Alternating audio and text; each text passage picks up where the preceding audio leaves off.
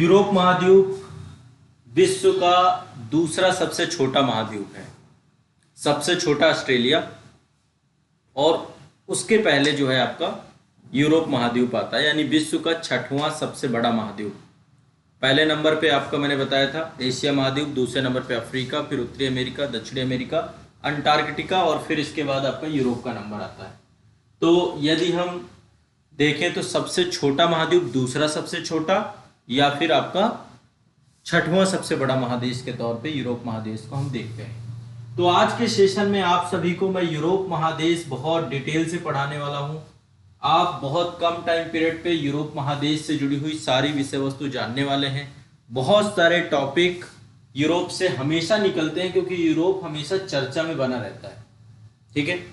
और यूरोप चर्चा में बने रहने के कारण अभी जैसे हाल फिलहाल में आपको पता है टर्की में भूकंप आया, या फिर रसिया और यूक्रेन के बीच में जो लगातार घमासान चल रहा है, जो बार बार यूरोपीय यूनियन की बात आती है। तो यूरोप का जो राजनीतिक मानचित्रण है या यूरोप का जो भौतिक मानचित्रण है, दोनों ही महत्वपूर्ण है क्योंकि भौतिक मानचित्रण में बहुत सारे क्षेत्र हैं जो बार बार उभर कर सामने आ जाते हैं, और राजनीतिक मानचित्रण में ये जो क्षेत्र वाइज यूरोप बटा हुआ है ये भी अपने आप में बहुत ज्यादा महत्वपूर्ण बना देता है यूरोप को, ठीक है। क्षेत्रफल के आधार पे तो छठवां, पर बहुत सारे देश हैं यहाँ पे एक दूसरे के साथ सीमा साझा कर रहे हैं। 2 विश्व युद्ध लड़ चुका है यूरोप, है ना। तीसरे विश्व युद्ध के कगार पे पहुंचा रहा है पूरे विश्व को। तो ये सबसे ज्यादा अशांत रहा है। मध्यकाल में जब आप इसका इतिहास पढ़ेंगे या आधुनिक काल में भी इसका इतिहास पढ़ेंगे तो ये बहुत अशांत क्षेत्र रहा है। इन्होंने खुद अशांत नहीं रहे, पूरे विश्व को अशांत कर दिया इस पूरे क्षेत्र में। सब साम्राज्यवादी उपनिवेशवादी शक्तियों के तौर पे पूरा एशिया, पूरा अफ्रीका, यहाँ तक उत्तरी अमेरिका, दक्षिणी अमेरिका, इन सभी देशों को यूरोप ने ही आधिपत्य किया है। तो अब यूरोप को हम बहुत अच्छे से समझेंगे, राजनीतिक और भौतिक। सबसे पहले मैं यूरोप को थोड़ा सा बांटना चाहूंगा ताकि आपकी एक इमेज क्रिएट हो पाए यूरोप को लेकर के, बहुत ज्यादा कंफ्यूजन ना रहे आपको, और एक एक करके ध्यान से यूरोप को बढ़ते हुए देखना है आपको, ठीक है। तो यहां पे देखिए, पहले मैं इसका जो विभाजन करता हूं वो है राजनीतिक मानचित्रण यूरोप का, ठीक है। राजनीतिक तौर पे यदि आप यूरोप को बांट कर देखेंगे तो मुख्य तौर पे यूरोप को हम 4 भागों में बांट सकते हैं। ये आप देख रहे हैं, मुख्य तौर पे 4 भागों में राजनीतिक तौर पे। ये आपका उत्तरी यूरोप है, ये आपका पश्चिमी यूरोप है, ये आपका दक्षिणी यूरोप है, ये आपका पूर्वी यूरोप है, ठीक है। पूर्वी यूरोप में ही आपका रसिया भी आता है, यूक्रेन भी आता है, सारे कंट्री आते हैं। टर्की का भी कुछ हिस्सा जो है आपका यूरोप से जुड़ाव रखता है, ठीक है। ये ब्लैक सी है आपका, और यहीं पर आपका जो है मरमरा सागर है। यहाँ पे देखेंगे टर्की के पास ही मरमरा सागर है, छोटा सा आपका हिस्सा है। एजियन सागर से ही आपको मरमरा सागर को आपस में जोड़ते हैं। यहाँ पे एजियन सागर है। अभी मैं आपको ब्लैक सी जो आपका है, काला सागर, इससे सीमा साझा करने वाले देशों की लिस्ट बताने वाला हूँ। मैं आपको एजियन सागर से सीमा साझा करने वाले देशों के नाम बताने वाला हूँ। मैं आपको कैस्पियन सागर भी बता दूं। कैस्पियन सागर वैसे एशिया में आता है, तो मैं कैस्पियन सागर को एशिया में बताऊंगा।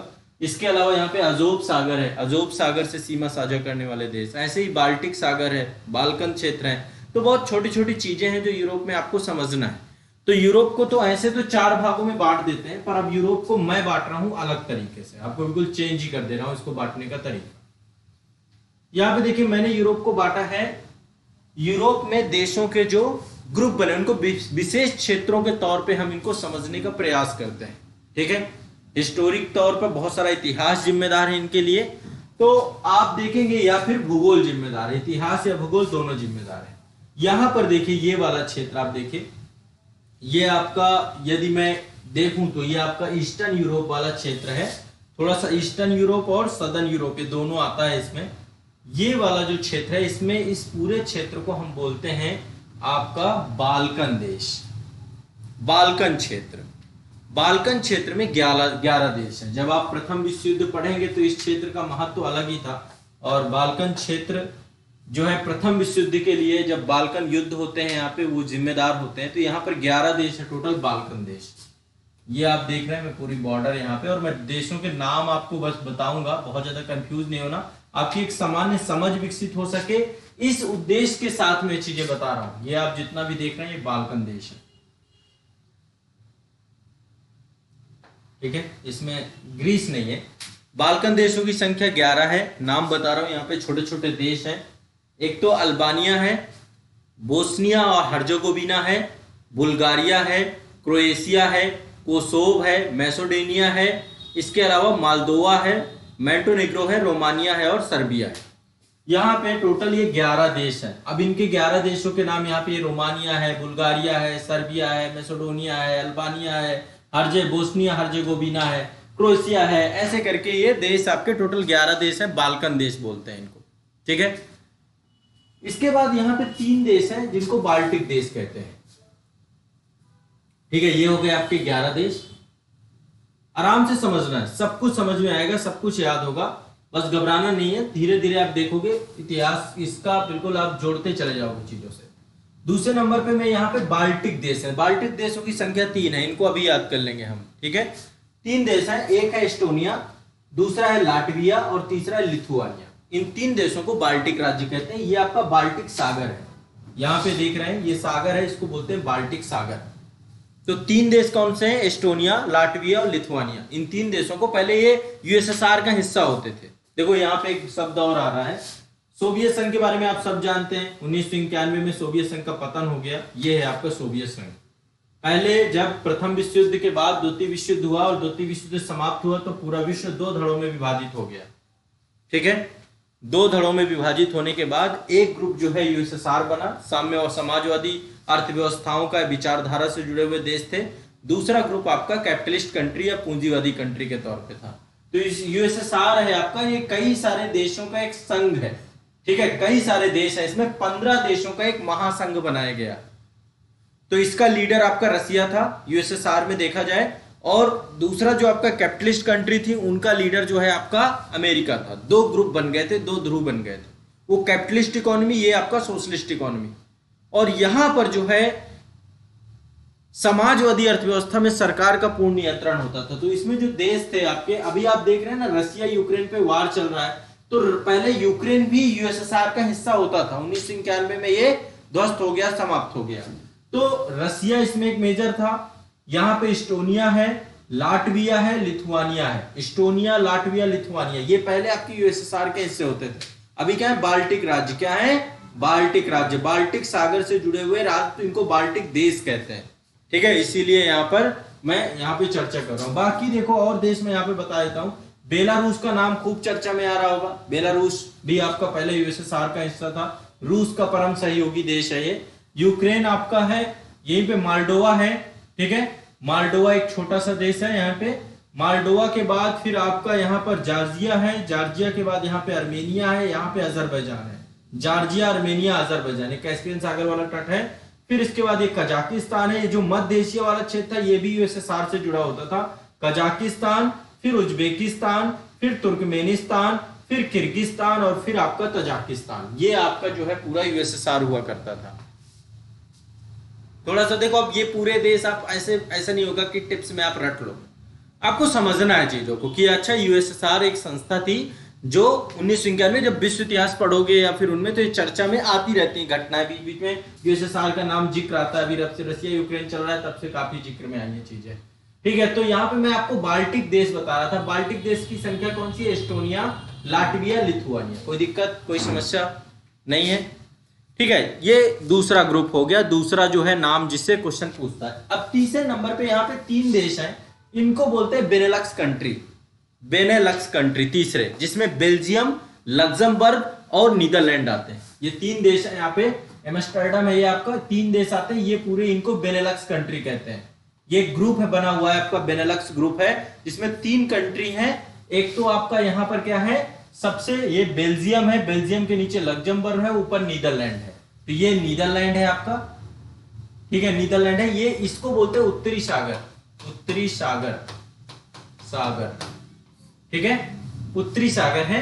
और यहां पे डोवर जल संधि है, ये है आपका डोवर जल संधि, हाँ। तो मैं यहाँ पे 3 देश है, एक तो आपका नीदरलैंड है, दूसरा आपका बेल्जियम है, तीसरा आपका लग्जमबर्ग है, ठीक है। 3 कंट्री मिलकर के ये एक ग्रुप बनाती है जिसका नाम है बेनेलक्स। इसके बारे में भी चर्चा आती है।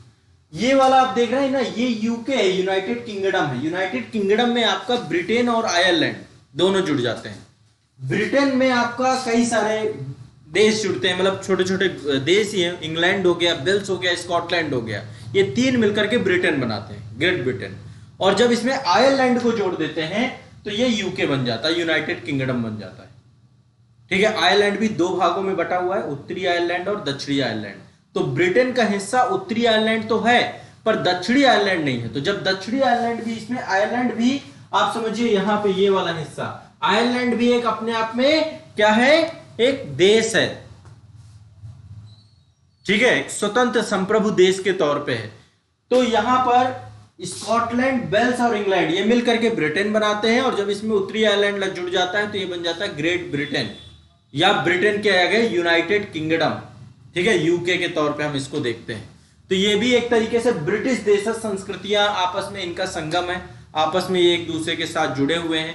कई बार आप देखते हैं वहां पर रेफरेंडम होता रहता है कि वेल्स में रेफरेंडम हो रहा है अपने आप अलग करने के लिए कि भाई हमें अब यूके से अलग होना है। चीजें चलती रहती हैं, ये भी चर्चा में बना रहता है। तो एक यूरोप का क्षेत्र ये, चार क्षेत्र बताए। पहला कौन सा बताया, बाल्कन। दूसरा रीजन कौन सा बताया, बाल्टिक। तीसरा रीजन बेनेलक्स। चौथा region Great Britain, UK, United Kingdom. ठीक है, इसके बाद अभी और चलते हैं। देखो ध्यान से सब एक एक करके देखते जाना। यहां पे देखो तीन देश है, ये कैस्पियन सागर तट है आपका। कैस्पियन सागर के पास तीन तट है, इनको बोलते हैं काकेसस कंट्री। काकेसस पर्वत श्रेणी है यहाँ पे, उसी से जुड़ी हुई है। इसी पर इन पे तीन, एक पर्वत श्रेणी फैली हुई है, काकेसस पर्वत श्रेणी। तो काकेसस पर्वत श्रेणी के इन देशों का नाम होता है काकासस देश। क्या बोलते हैं, काकेसस देश। इसमें तीन देश आते हैं, जॉर्जिया, आर्मेनिया और अजरबैजान। इनके बीच में भी युद्ध चलता रहता है आपस में, जॉर्जिया और अजरबैजान के बीच में, आर्मेनिया अजरबैजान के बीच में ये भी तनाव बना रहता है यहाँ पे। और रूस का भी हस्तक्षेप लगातार चल रहा है, और अभी नाटो में सम्मिलित करने की बात जॉर्जिया को लेकर के भी काफी चर्चा में ये मुद्दा चलता रहता है। तो जॉर्जिया, आर्मेनिया और अजरबैजान, इनको कौन सी कंट्री बोलते हैं, काकेसस कंट्री बोलते हैं। क्या बोलते हैं, काकेसस कंट्री। समझ में आ रही मेरी बात को?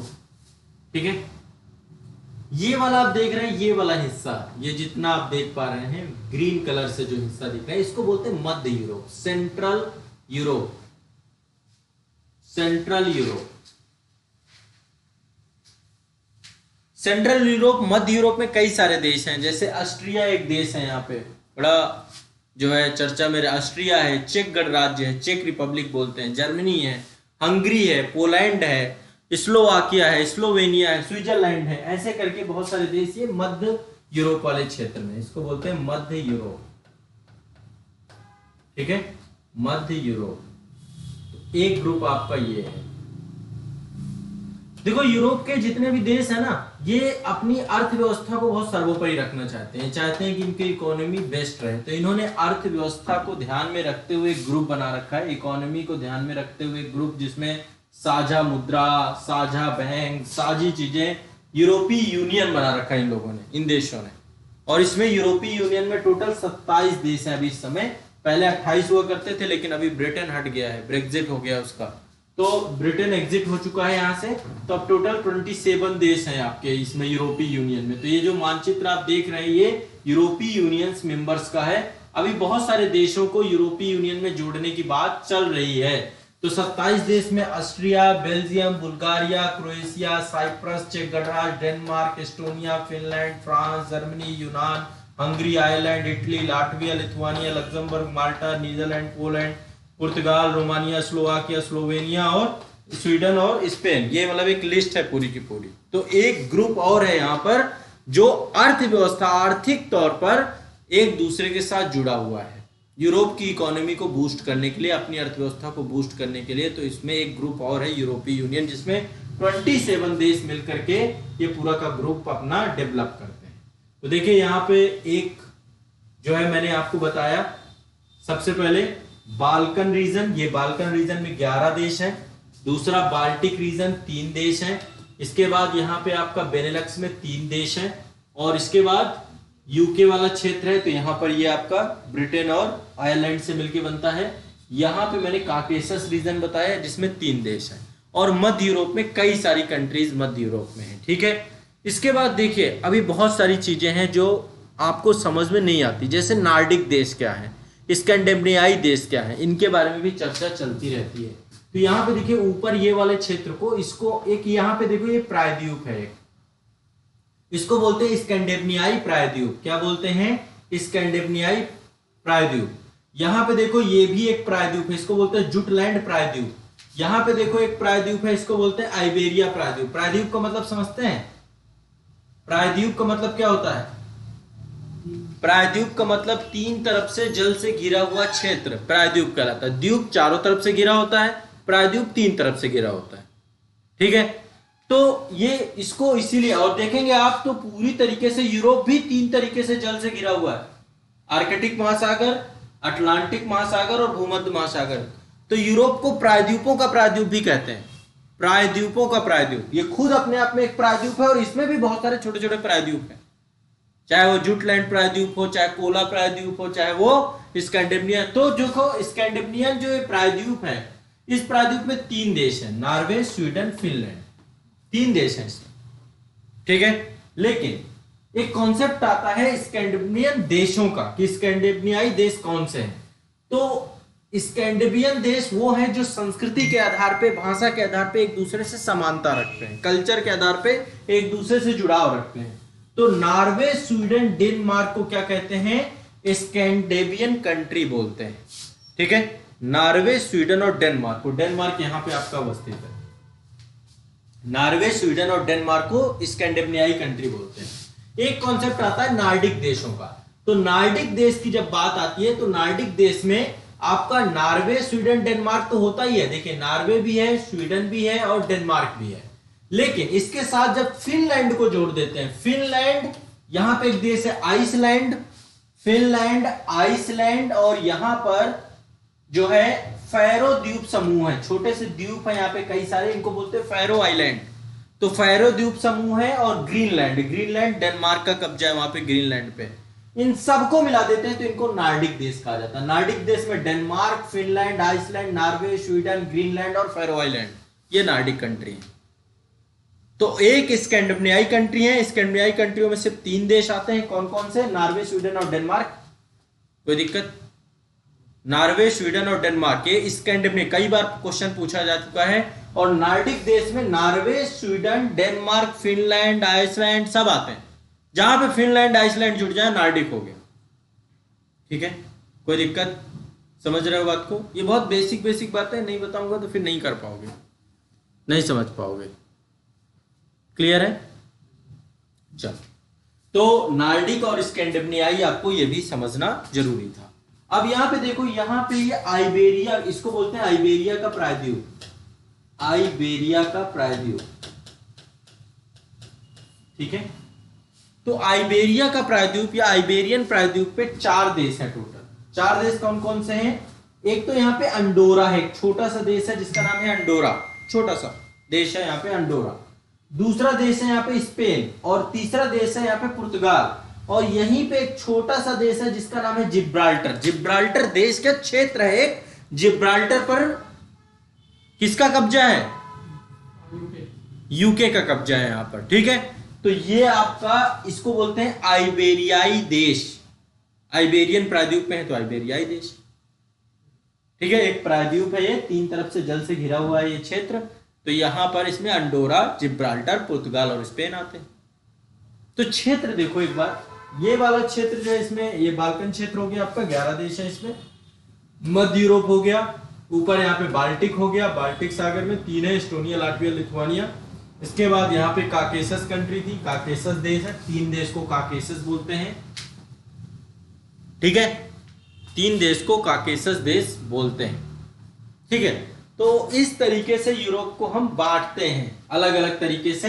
एक आपका यहाँ पर ये तुर्की है, तुर्की में भी आपको पता है हालात बहुत बुरे हैं इस समय, जब से भूकंप आया है तो स्थिति बहुत डामाडोल हो गई है देश की, और बहुत बड़े स्तर पे वहां पे राहत कार्य चल रहा है। ठीक है, भारत देश का वहां पे एक बड़ा योगदान आप देखने को पा रहे हैं। ये यूनान है, यहाँ पे ग्रीस है। ठीक है, तो तुर्की, ग्रीस, यहीं पे साइप्रस एक छोटा सा देश है, नीचे यहीं पे ये एक साइप्रस है, एक देश छोटा सा। तो ये एक ग्रुप आपका यहीं पर, यहाँ पर ये भी देश है। ठीक है, ऐसे ये इटली है, एक देश है यहाँ पे, माल्टा है, तो मुख्य तौर पे आपको जो समझना है कि ये जो छोटे छोटे नाम है कि भाई बाल्टिक राज्य कोई पूछ लेता है तो आपको पता ही नहीं है, क्वेश्चन पूछे गए आप देख लेना एक बार खोल के। बाल्कन रीजन क्या है आपको समझ ही नहीं आता कि बाल्कन देश कौन से हैं, ये एक रफली आपको इसका जब हम राजनीतिक मानचित्रण करते हैं तो अलग अलग करके हमें देखना पड़ता है, समझना पड़ता है। ठीक है, यूरोपीय यूनियन भी मैंने आपको बताया, इन्हीं में से 27 देशों का एक ग्रुप है, जो 27 देशों की लिस्टिंग आपको मैंने बताई। यूरोपीय यूनियन भी 27 देश इसमें से आते हैं। ठीक, देश के नाम भी मैंने आपको बताया। अब आगे चलते हैं। रूस भी यूरोप में आता तो वो क्यों नहीं है? किसमें? यूरोपीय यूनियन का सदस्य, उसने अपना खुद की मुद्रा, खुद की अर्थव्यवस्था, खुद की इकोनॉमी। ये वो देश है, छोटे छोटे देश इसमें बहुत सारे हैं जो चाह रहे हैं कि मिल करके हम अपनी इकोनॉमी को बूस्ट करें, बनाएं। तो वो अपने आप को बहुत सारे इंडिपेंडेंट अपनी इकोनॉमी चला रहे हैं, जैसे कि अभी यूके अलग हो गया है ना, तो जो इसके साथ है वो यूरोपीय यूनियन के हिसाब से डिसीजंस लेते हैं, कार्य करते हैं। अब चलो एक इंपॉर्टेंट चीज, काला सागर बहुत चर्चा में है, आप जानते हैं। काला सागर से सीमा साझा करने वाले देश कौन कौन से, अब ये रटने हैं आपको साथ साथ। ठीक है, अब ये रटने वाली चीजें आ गई। काला सागर से सीमा साझा करने वाले देश साथ में रटेंगे आप मेरे। पहला है यूक्रेन, बड़ा चर्चा में है, काला सागर को लेकर के ही ये पूरा का पूरा विवाद शुरू हुआ था जब क्रीमिया पे पहले हमला किया रूस ने। तो नंबर 1 यूक्रेन है, यूक्रेन के बाद रूस है, यूक्रेन के बाद रूस है, क्लॉकवाइज देख रहे हैं। फिर जॉर्जिया है, जॉर्जिया काला सागर से सीमा साझा करता है। फिर ये तुर्की है, काला सागर से सीमा साझा करता है। फिर यहाँ पे बुल्गारिया है और फिर आपका रोमानिया है। ये 6 कंट्री याद करेंगे आप लोग। पहला यूक्रेन, दूसरा रूस, तीसरा जॉर्जिया, फिर तुर्की, फिर बुल्गारिया, फिर रोमानिया। ये क्षेत्र बड़ा चर्चा में है, तो मुझे उम्मीद है कि यहाँ से क्वेश्चन पूछना चाहिए, सीमा साझा करने वाले देश, ये सारी चीजें। यूक्रेन, रूस, जॉर्जिया, तुर्की, बुल्गारिया, रोमानिया। ठीक है, तो अब यहाँ पे देखो तुर्की भी चर्चा में खूब चल रहा है, तो हो सकता है काला सागर को लेकर के क्वेश्चन आए। एक तो ये पता करना है। अब केवल काला सागर की बात होती तो ठीक है, काला सागर के बगल में और भी सागर है। ठीक है, ये आपका कैस्पियन सागर यहीं पे लगा हुआ है बगल में। ये थोड़ा सा कैस्पियन के भी देख लेते हैं, याद कर लेते हैं सारे के सारे। कर ले याद, कैस्पियन सागर के साथ में कर ले। ठीक, चलो। कैस्पियन सागर में रूस है आपका सबसे पहला देश। रूस के बाद यहीं पे अजरबैजान है। रूस, अजरबैजान, ईरान। ईरान की सीमा भी कैस्पियन सागर में लगती है। देखो एशिया में ज्यादा आता है ये पूरा क्षेत्र। ठीक है, फिर से एक बार देखिए, रूस, अजरबैजान, ईरान, फिर इसके बाद है आपका तुर्कमेनिस्तान और फिर आपका है कजाकिस्तान। 5 देश हैं इसमें, रूस, अजरबैजान, ईरान, तुर्कमेनिस्तान और कजाकिस्तान। 5 देश कैस्पियन सागर में है। काला सागर में कितने देश हैं? 6 देश। कौन कौन से देश हैं? यूक्रेन, रूस, जॉर्जिया, तुर्की, बुल्गारिया, रोमानिया। फिर से याद करो, यूक्रेन, रूस, तुर्की, उससे पहले जॉर्जिया, फिर बुल्गारिया, रोमानिया। ये बुल्गारिया रोमानिया क्यों भूल जा रहे हैं दोनों? यूक्रेन, रूस, जॉर्जिया, यूक्रेन, रूस, जॉर्जिया, तुर्की, बुल्गारिया, रोमानिया। ठीक है, तो ये आपको ध्यान रखना है। कैस्पियन सागर झील ही है ना सर? कैस्पियन सागर झील है, लेकिन आकार बहुत बड़ा है, इसलिए इसको सागर के रूप में हम देख लेते हैं। ठीक है, कैस्पियन सागर के 5 कौन से हैं? रूस, अजरबैजान, ईरान। रूस, अजरबैजान, ईरान, तुर्कमेनिस्तान, कजाकिस्तान। क्या उज्बेकिस्तान की बॉर्डर लगती है? नहीं लगती है। ठीक है, तुर्कमेनिस्तान और कजाकिस्तान 2 लगते हैं मध्य एशिया वाले क्षेत्र। ठीक है, कैस्पियन सागर। फिर से Russia, Azerbaijan, Iran, Turkmenistan, Kazakhstan. Russia, Azerbaijan, Iran, Turkmenistan, Kazakhstan. Caspian सागर आपको याद होना चाहिए। ठीक है, तो बात केवल कैस्पियन सागर से नहीं बनेगी, और भी सागर है एक छोटा सा, तो उसको भी साथ साथ ही हम देख लेते हैं। ठीक है, तो जो महत्वपूर्ण यहाँ पे सागर होंगे, एक सागर है आपका अजोब सागर, ये है आपका। ये अजोब सागर आप देखेंगे, ये काला सागर है, काला सागर, ब्लैक सागर। यहीं पे कर्च और स्ट्रेट ऑफ कर्च है। ठीक है, कर्च जल संधि, कर्च जल संधि अजोब सागर को काला सागर से जोड़ती है। यहाँ पे देखिए, ये एक स्ट्रेट है अजोब सागर जो आपका है यूक्रेन और रसिया के बीच में पड़ता है, यूक्रेन और रसिया दोनों के बीच में है अजोब सागर, बड़ा चर्चा में है इस समय। ठीक है, तो अजोब सागर एक छोटा सा एक कर्च जल संधि द्वारा काला सागर और अजोब सागर दोनों जोड़ते हैं कर्च जल संधि से। समझ पा रहे हो, नहीं समझ पा रहे हो? समझ पा रहे हो कुछ? ये भी याद कर लो, दो देश ही है हमारे, सिंपल है, यूक्रेन और रसिया के बीच में आपका ये है। देखो ये मानचित्र है आपका, काला सागर है, काला सागर से ये गए कर्च जल संधि से अजोब सागर पहुंच गए। ठीक है, इधर रसिया है आपका, इधर आपका यूक्रेन। ब्लैक सी में पहुंचने के जब इसके पास कर्च सागर था, लेकिन फिर भी उसने हमला किया उस पे। इधर आ जाओ, दूसरी जगह चलते हैं। हमला चल रहा है, काफी टाइम हो चुका है, उस पर मैं कम से कम 5-6 क्लासेस ले चुका हूँ, वीडियो बना चुका हूँ। देखो इसके बाद है तुर्की। ये आपका एजियन सागर है। एजियन सागर आपका कहाँ पड़ता है? ये आपका एजियन सागर जो है ये भूमध्य सागर का ही हिस्सा है। ये है भूमध्य सागर, भूमध्य सागर का ही हिस्सा है एजियन सागर, इसका नॉर्थ वाला हिस्सा है। तो इधर ग्रीस पड़ता है आपका, ग्रीस, और इधर पड़ता है तुर्की। तुर्की इस समय चर्चा में, तो हो सकता है ये क्षेत्र को लेकर पूछे कुछ क्वेश्चन। तो एक एजियन सागर जो कि भूमध्य सागर का हिस्सा है, दो क्षेत्र पड़ते हैं इसमें, एक तरफ ग्रीस है, दूसरी तरफ तुर्की है। ठीक है, यहीं पे एक जो है जल संधि है जिसका नाम है दारदानेल्स। दारदानेल जल संधि एजियन सागर को मरमरा सागर से जोड़ती है। मरमरा सागर आपका तुर्की में पड़ता है। ठीक है, एक और छोटा सागर है मरमरा सागर, कहां पे? तुर्की में। तो यहां पे एक जल संधि है जिसका नाम है दारदानेल जल संधि, दारदानेल्स जल संधि। तो ये आपका किससे किसको जोड़ती है? एजियन सागर को मरमरा सागर से। क्या लगता है आपको? ठीक है ना? एजियन सागर को मरमरा सागर से जोड़ती है ये जल संधि। ठीक, तो ये आपका हो गया। एक आपका ये अजोब सागर हो गया, ये मैंने आपको बता दिया। काला सागर कितने देश? काला सागर 6 देश। कौन कौन से देश? रूस, यूक्रेन, जॉर्जिया, तुर्की, बुल्गारिया, रोमानिया। याद इस तरीके से होनी चाहिए कि कोई सो रहे हो आप और कोई थप्पड़ मार के जगा दे, तुरंत आप काला सागर के 6 देश बता डालो। इस तरीके से होना चाहिए आपको। ऐसा नहीं होता, रिपीट करना पड़ता है कई बार। अच्छा, कैस्पियन सागर के 5 देश, और मैं रिपीट ही तो करा रहा हूँ। रूस, अजरबैजान, ईरान, तुर्कमेनिस्तान और कजाकिस्तान। समझ, बस अब ये जब सोने से जगने लग जाओगे ना, बोलने लग जाओगे यही सब चीजें, तो आप समझो सब याद हो जाएंगे।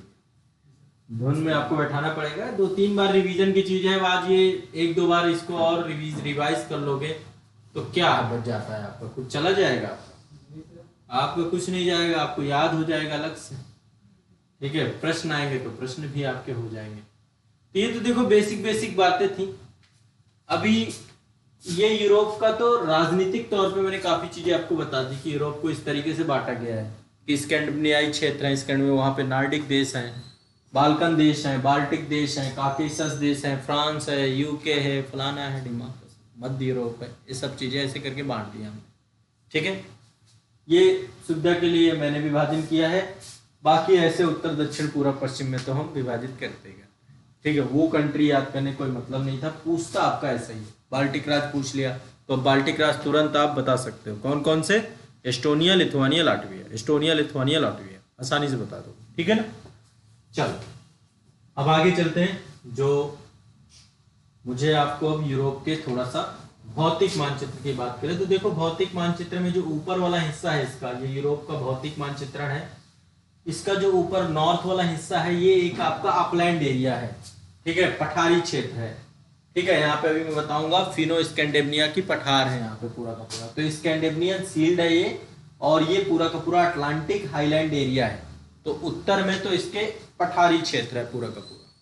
ठीक है, इसके बाद ये वाला क्षेत्र देख रहे हैं, नॉर्थ यूरोपियन प्लेन है पूरा का पूरा। ये मैदान है, बहुत सारी नदियां बहती हैं यहाँ पे, बहुत नदियां, इसमें 18 नदियां याद कराऊंगा अभी। तो इतनी सारी नदियां मिल करके यहाँ पे मैदानी क्षेत्र बनाती है। फिर यहाँ पे देखेंगे प्लेटू और लोलैंड एरिया भी है, बहुत सारे पठार यहाँ पे आपको मिलेंगे, पठारी और पर्वतीय क्षेत्र है ये, बहुत सारे पठार हैं, बहुत सारे यहाँ पे पर्वत हैं, ठीक है। इसके बाद यहाँ पे अल्पाइन माउंटेन सिस्टम पूरा, यहाँ पे बहुत सारे पहाड़ है, आल्पस है, ठीक है, अल्पाइन है, ब्लैक फॉरेस्ट है, बहुत सारे जूरा पर्वत है, कई सारे पर्वत है, पर्वत वाला एरिया है, ठीक है। इसके बाद यहाँ पे एक ड्रेनेज पैटर्न है, बहुत सारी नदियां बहती हैं, ड्रेनेज पैटर्न है, और बहुत सारी खाड़ियां हैं, बहुत सारी जो है आपकी जल संधियां हैं। तो ओवरऑल द्वीप है बहुत सारे, इसमें छोटे छोटे द्वीप है। तो इस तरीके से भौतिक तौर पर उच्चावच के दृष्टिकोण से यूरोप में सब कुछ है, यहाँ पे पहाड़ भी है, पठार भी है, मैदान भी है, तो उच्चावच यहाँ पे पर्याप्त है। अब देखो एक एक करके चलते हैं, पहले हम चलते हैं यूरोप के पर्वतों पे। देखो इतने सारे पर्वत हैं, अच्छी खासी लिस्ट बना के लाया हूं, पर्वत पूरे रटवाना है मुझे आप लोगों को। सबसे पहले बात करते हैं यूरोप को एशिया से अलग करने वाले 4 कारक, पहले याद कर लो। यूरोप और एशिया, देखो यूरोप को हम क्या कहते हैं, एक चीज और ध्यान रखना, यूरोप को महाद्वीप कहा जाता है, ठीक है। क्यों महाद्वीप कहते हैं? क्योंकि ऐसा माना गया कि यूरोप जो था ना, पहले जब पैंजिया का विघटन हुआ तो यूरोप एक अलग भूस्थल था, और ये यहाँ पर आकर के एशिया के साथ मिला है, इसलिए यहाँ पे बलित माउंटेन पड़े हैं, इसको बोलते हैं यूराल पर्वत श्रेणी। ये एशिया से जुड़ाव रखता है, वैसे देखने में तो एक ही जैसा लगता है, यूरोप और एशिया में कोई अंतर नहीं कर सकते, लेकिन अब देखेंगे यूरोप को एशिया से अलग करने वाले 4 कारक कौन कौन से। एक तो यूराल पर्वत है, यहाँ पे एक माउंटेन है आपका यूराल पर्वत। यूराल पर्वत से ही एक नदी निकलती है जिसका नाम है यूराल नदी, यहीं से एक नदी निकलती है, ये देखिए ये है यूराल नदी। तो नंबर 1 यूराल पर्वत, यूराल पर्वत, नंबर 2 यूराल नदी, ठीक है। तीसरा है आपका कैस्पियन सागर, कैस्पियन सागर ये भी बहुत भौतिक कारक है, कैस्पियन सागर भी अलग करता है। और यहीं पे कैस्पियन सागर बाद ये चौथा है काकेशस पर्वत श्रेणी। ये 4 चीजें मिल करके यूरोप को एशिया से अलग करती हैं। कौन कौन सी 4 चीजें रट लोगे क्या? कौन सा? पहला नंबर 1 यूराल पर्वत, नंबर 2 यूराल नदी, नंबर 3 कैस्पियन सागर, नंबर 4 काकेशस पर्वत। ये 4 मिलकर के यूरोप को एशिया से अलग कर देते हैं, पृथक कर देते हैं, ठीक है। अब इसके पूरे पर्वत श्रेणियों के बारे में देखते हैं। 1 2 3 करके याद कराऊं क्या? देखो चलो 1 2 3 करके याद करते हैं, पहले 10 तक की गिनती याद करते हैं, ठीक है। ये तो देखो यूरोप है, इसमें सबसे पहले यहाँ पे नंबर 1 है। नंबर 1 का नाम है कैंटाब्रायन पर्वत। नंबर 1 है आपका कैंटाब्रायन पर्वत, नंबर 1 कैंटाब्रायन पर्वत। नंबर 2 आपका यहाँ पे आइबेरिया के पठार से जुड़ा हुआ है, इसका नाम है पिनरीज पर्वत श्रेणी। अब इस सब के बारे में बताऊंगा थोड़ी थोड़ी बातें। नंबर 1 है कैंटाब्रायन पर्वत, नंबर 2 है आपका पिनरीज पर्वत, नंबर 3 आपका जो है यहाँ पर देखेंगे आल्पस पर्वत है, आल्पस पर्वत श्रेणी नंबर 3। अभी ये कहाँ पे है, इनकी विशेषताएं क्या है, सब कुछ देखेंगे। देखिए आल्पस पर्वत श्रेणी है। फिर इसके बाद ये आपका इटली है, आपका इटली भूमध्य सागर में अवस्थित है, भूमध्य सागर में प्रायद्वीपीय पूरा का पूरा देश है। यहाँ पे है आपकी अल्पाइन पर्वत श्रेणी, अल्पाइन, एपेनाइन भी बोलते हैं, अल्पाइन भी बोलते हैं इसको, ठीक है। इसके बाद नंबर 5 यहाँ पर आप देखेंगे, ये जो आपका एड्रियाटिक सागर है उससे लगा हुआ क्षेत्र है, यहाँ पर है आपकी पिंडस पर्वत श्रेणी, नंबर 5 पिंडस। नंबर 6 है बाल्कन पर्वत श्रेणी, यहाँ पे देखेंगे तो बाल्कन वाले क्षेत्र पे आपकी है बाल्कन पर्वत श्रेणी, बाल्कन पर्वत श्रेणी। बाल्कन के बाद है काकेशस पर्वत श्रेणी। काकेशस देश अभी बताए थे ना 3 देश, कौन कौन से थे 3 देश काकेशस देश? जॉर्जिया, आर्मेनिया और अजरबैजान, ठीक है। तो यहीं पर है काकेशस पर्वत श्रेणी। और नंबर 8 है यूराल पर्वत। कौन सा है? यूराल पर्वत। तो ये पहले 8 याद कर लो।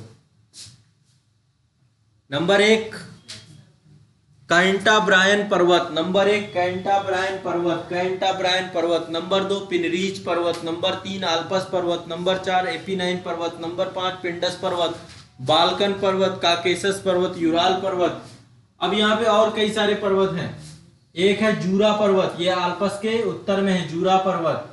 इसी के ऊपर है बासजस रेंज, इसके बाद है ब्लैक फॉरेस्ट। तो नंबर 9 है जुरा पर्वत, नंबर 10 है बासजित पर्वत, नंबर 11 है ब्लैक फॉरेस्ट पर्वत।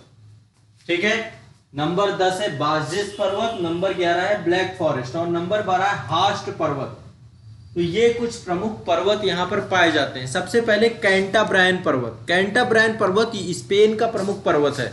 ये आप देख रहे हैं, यहाँ पे ये कंट्री है पुर्तगाल और स्पेन, या इबेरिया का प्रायद्वीप है। यहाँ पर स्पेन वाले क्षेत्र पे जो है ये प्रमुख पर्वत है आपका। स्पेन का प्रमुख पर्वत कौन सा है? कैंटाब्रायन पर्वत। इसका निर्माण यूरेशियन प्लेट और अफ्रीकन प्लेट दोनों के आपस के मिलने से हुआ है। यूरेशियन और अफ्रीकन दोनों प्लेटें आपस में आकर के जब मिल गई हैं तो ये पर्वत श्रेणी आपकी बनी है। इसी पर्वत श्रेणी से स्पेन की प्रमुख नदी इब्रो नदी का उद्गम होता है। इब्रो नदी यहीं से निकलती है। अभी मैं पढ़ाऊंगा नदियों वाले चैप्टर में, आपको पूरी की पूरी नदियां भी याद कराऊंगा। तो ये आपका कैंटाब्रायन पर्वत हो गया। दूसरा है पिनरीज पर्वत। ये है आपका पिनरीज पर्वत श्रेणी। पिनरीज पर्वत श्रेणी ये फ्रांस और स्पेन की सीमा बनाता है। ये पर्वत इधर ये फ्रांस है इधर, और इधर स्पेन है आपका, स्पेन। तो फ्रांस और स्पेन की सीमा बनाने वाला पर्वत कौन सा है? याद करना है, पिनेरीज पर्वत, पिरेनीज पर्वत, पिरेनीज पर्वत। ठीक है, और इसी पर्वत पर एक छोटा सा देश अवस्थित है जिसका नाम है अंडोरा। इस पर्वत पर पिनेरीज पर ही एक देश है जिसका नाम है अंडोरा। अंडोरा देश पिनेरीज पर्वत पर ही अवस्थित है। ठीक है, इसके बाद चलते हैं आल्पस पर्वत श्रेणी। यहां पर है ये आपकी आल्पस पर्वत श्रेणी। तो आल्पस पर्वत श्रेणी फ्रांस, स्विट्जरलैंड और इटली क्षेत्र में अवस्थित है आपका। ठीक है, कहां कहां पे? फ्रांस, स्विट्जरलैंड और इटली, इसमें अवस्थित है आपका आल्पस पर्वत। ठीक है, आल्पस पर्वत का निर्माण भी यूरेशियन प्लेट और अफ्रीकन प्लेट दोनों के आपस में अभिसरण से, दोनों के आपस में मिलने, तो एक बलित पर्वत है। इस पर्वत की सबसे ऊंची चोटी का नाम है माउंट ब्लांक। माउंट ब्लांक सबसे ऊंची चोटी है, माउंट ब्लांक। माउंट ब्लांक इसकी सबसे ऊंची चोटी है। सबसे ऊंची चोटी का नाम क्या है? Mount Blanc. इस पर्वत से कई सारी नदियां निकलती, जैसे राइन नदी, रोन नदी, राइन नदी, रोन नदी, ये सारी नदियां आपकी इसी पर्वत से, आल्पस पर्वत से निकलती हैं। राइन नदी, रोन नदी, ये सब आल्पस पर्वत से निकलती हैं। ठीक है, इस पर्वत क्षेत्र में बहुत सारी वनस्पति पाई जाती है, बहुत सारे खनिजों के भंडार पाए जाते हैं, और पर्यटन की दृष्टिकोण से सबसे महत्वपूर्ण पर्वतों में से एक है आल्पस पर्वत। वहां पे यूरोप का एक प्रमुख पर्वत है। तो कहां पर अवस्थित है आपका? फ्रांस, इटली और स्विट्जरलैंड की बॉर्डर पे। ठीक है, हो गया। इसके बाद देखो ये इटली वाला क्षेत्र है, ये आप देख रहे हैं। ये इटली में जो है जो पर्वत है इसका नाम है एपेनाइन पर्वत। क्या नाम है? एपिनाइन्स पर्वत या अल्पाइन पर्वत। ठीक है, तो एपिनाइन पर्वत जो है इटली में अवस्थित है। इटली में अवस्थित नवीन बलित पर्वत है ये। इसी पर्वत में टिबेर नदी का उद्गम होता है। यहाँ पे इटली में एक प्रमुख नदी है जिसका नाम है टिबेर नदी, अभी मैं आपको पढ़ाऊंगा। और टिबेर नदी या टाइबर भी बोलते हैं, इस नदी के किनारे ही इटली की राजधानी रोम अवस्थित है। रोम में ही वेटिकन सिटी अवस्थित है। तो टाइबर जो आपकी यहाँ की प्रमुख नदी है, टिबेर प्रमुख नदी है, उसकी राजधानी मतलब इटली की राजधानी रोम टाइबर के किनारे है। क्लियर है? कौन से नदी, कौन सा पर्वत है यहाँ पे? एपिनाइन पर्वत। ठीक है, इसके बाद अगला पर्वत है आपका, यहाँ पे देखिए ग्रीस देश है। यहाँ पर एक पर्वत है जिसका नाम है पिंडस पर्वत। पिंडस पर्वत ग्रीस का प्रमुख पर्वतों में से एक है। पिंडस के बाद 7वें नंबर का पर्वत, 6वें नंबर का पर्वत है बाल्कन पर्वत। यहाँ पे देखिए बाल्कन पर्वत है। तो रोमानिया और बुल्गारिया की बॉर्डर पे अवस्थित है आपका ये बाल्कन पर्वत श्रेणी, रोमानिया और बुल्गारिया की पर्वत, और ये काला सागर के पास अवस्थित है। ये देखिए ब्लैक फॉरेस्ट है आपका, माफ करिएगा काला सागर है, तो काला सागर के पास अवस्थित है आपका बाल्कन पर्वत श्रेणी। ठीक है, और इसकी सबसे ऊंची चोटी का नाम है बोटेब। काला सागर के पास अवस्थित है, सबसे ऊंची चोटी का नाम है बोटेब चोटी। बोटेब चोटी। ठीक है, इसके बाद नेक्स्ट है आपका बाल्कन। बाल्कन, बाल्कन हो गया ना? हाँ, बाल्कन हो गया। बाल्कन के बाद अगला है काकेशस पर्वत श्रेणी। काकेशस में 3 देश मैंने आपको बताए थे, कौन कौन से? आर्मेनिया, अजरबैजान और जॉर्जिया। तो ये भी एक नवीन बलद पर्वत है और ये पर्वत जो है कैस्पियन सागर और काला सागर के बीच अवस्थित है। यहाँ पे देखिए इधर कैस्पियन सागर, इधर काला सागर है, काकेशस पर्वत श्रेणी दोनों के बीच में अवस्थित है। ये आपका एशिया और यूरोप की बॉर्डर भी बनाता है। मैंने आपको बताया 4 यूराल पर्वत, यूराल नदी, कैस्पियन सागर, काकेशस पर्वत। इसकी सबसे ऊंची चोटी का नाम है माउंट एल्ब्रुस। ये यूरोप की सबसे ऊंची चोटी है, माउंट एल्ब्रुस। यूरोप की सबसे ऊंची चोटी कहां अवस्थित है? काकेशस पर्वत श्रेणी पर। किसमें अवस्थित है? काकेशस पे। क्या नाम है? Mount Elbrus. यूरोप की सबसे ऊंची चोटी यहां पर अवस्थित है, ध्यान रखना है, ठीक है। इसके बाद आपका अगला है यूराल पर्वत। यूराल पर्वत एशिया और यूरोप दोनों के बीच में अवस्थित है। इसकी सबसे ऊंची चोटी का नाम है नारोदनाया। नारोदनाया, सबसे ऊंची चोटी का नाम है नारोदनाया, नारोदनाया, ठीक है। और इसमें पेट्रोलियम, लौह अयस्क, प्राकृतिक गैस, इसके विशाल भंडार पाए जाते हैं आपके यूराल पर्वत क्षेत्र में, ठीक। बाकी देखो यहाँ पे कई सारे पर्वत हैं। एक आपका जूरा पर्वत है, जूरा पर्वत। दूसरा आपका बासजेस रेंज है। तीसरा आपका ब्लैक फॉरेस्ट है। ब्लैक फॉरेस्ट आपका एक भ्रंश पर्वत का उदाहरण है, भ्रंश पर्वत का उदाहरण है आपका ये, ठीक है। भ्रंश पर्वत के तौर पे हम इसको देखते हैं आपका, तो एक भ्रंश पर्वत का उदाहरण है। इसके बाद आपका यहाँ पर है हास्ट पर्वत। ये आपका है हास्ट पर्वत। तो यहाँ पर आप देखेंगे कि यूरोप में मुख्य तौर पे पर्वत श्रेणियों में जो मैंने आपको बताई 8 पर्वत श्रेणियां ये प्रमुख है। बाकी ये छोटे छोटे पर्वत यहाँ पे पाए जाते हैं पठारी और पर्वतीय क्षेत्र में, ठीक है। तो ये आपका पर्वत श्रेणी हो गई प्रमुख। फिर से एक बार मैं फिर से आपको सारे नाम याद कराता हूं, ठीक है। 8 मैंने पहले आपको बताया, 8 की लिस्ट कराइए, फिर मैं पूरे के पूरे याद कराता हूँ। पहला है कैंटाब्रायन, ठीक है, कहां पर है? स्पेन का प्रमुख पर्वत है। फिर इसके बाद पेनरीज है, स्पेन और फ्रांस की बॉर्डर पे अवस्थित है। कैंटाब्रायन, यहाँ पे पेनरीज है। इसके बाद आल्पस है आपका, ठीक है। आल्पस के बाद फ्रांस, स्विट्जरलैंड और इटली की बॉर्डर पे अवस्थित है। एपिनाइन पर्वत, ये कहाँ अवस्थित है? इटली में अवस्थित है।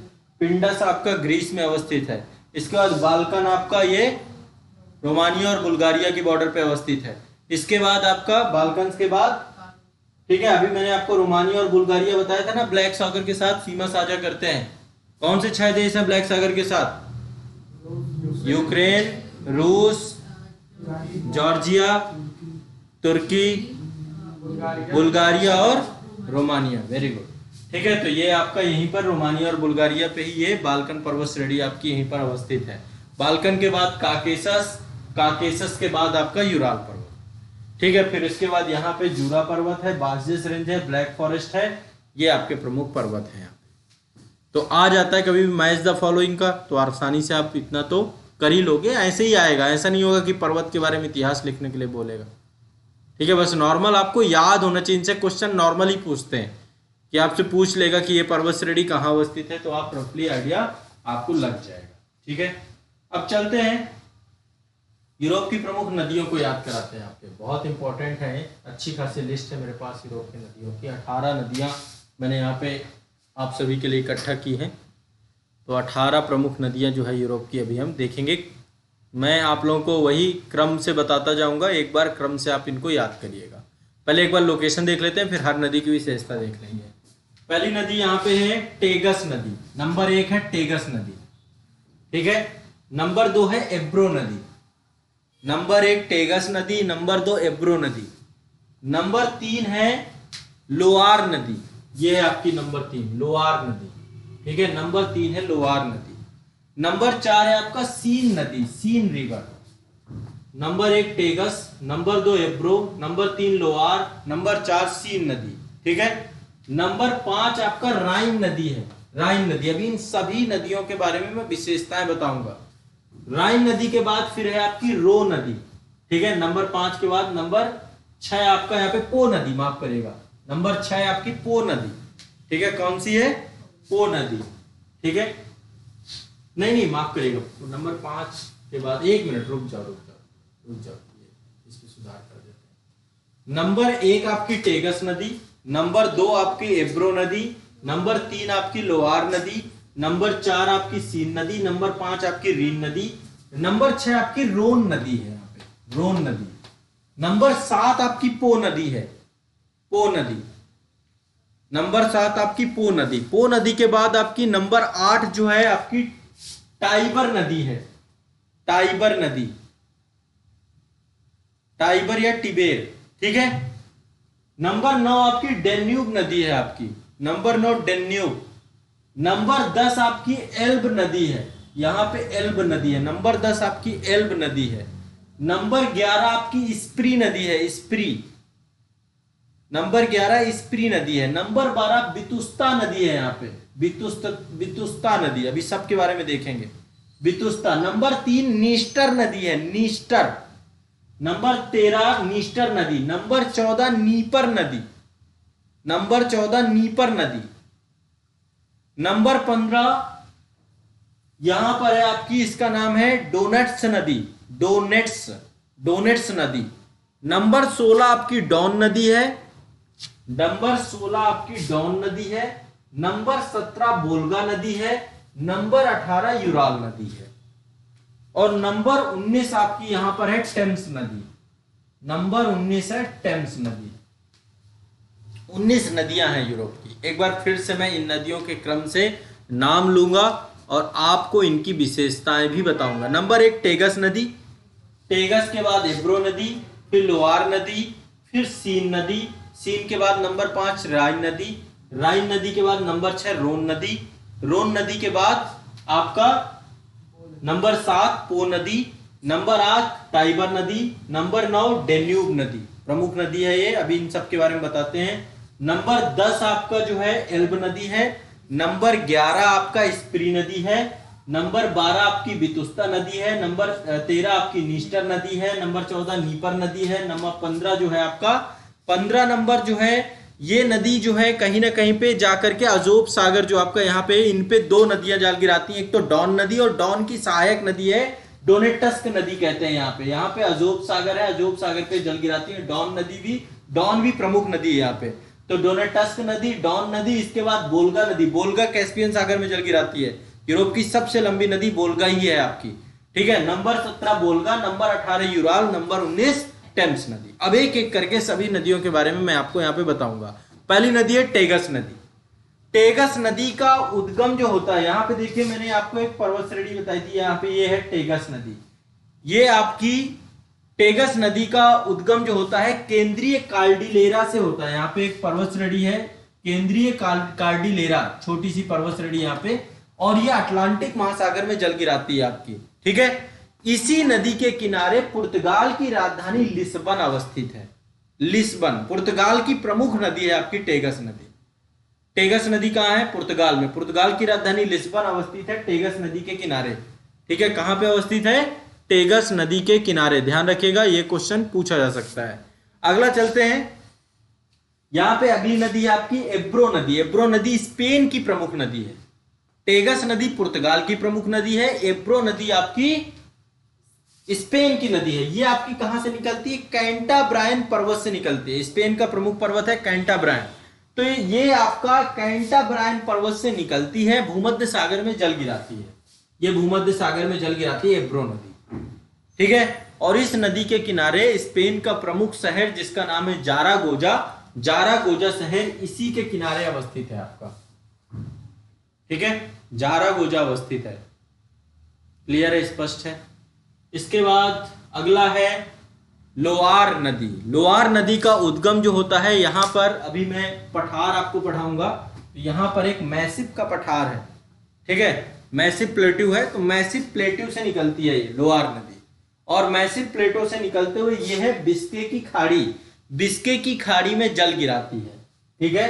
बे ऑफ बिस्के, बिस्के की खाड़ी में जल गिराती है ये।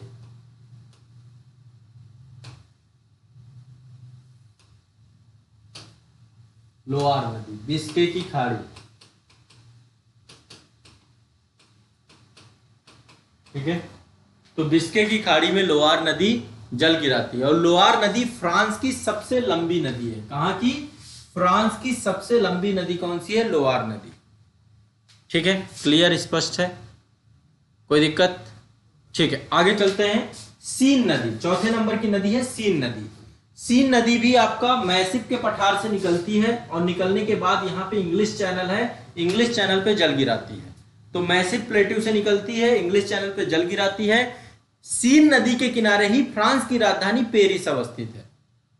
ठीक है, तो सीन नदी के किनारे भी फ्रांस की प्रमुख नदी है और इसके किनारे ही आपका फ्रांस की राजधानी पेरिस अवस्थित है।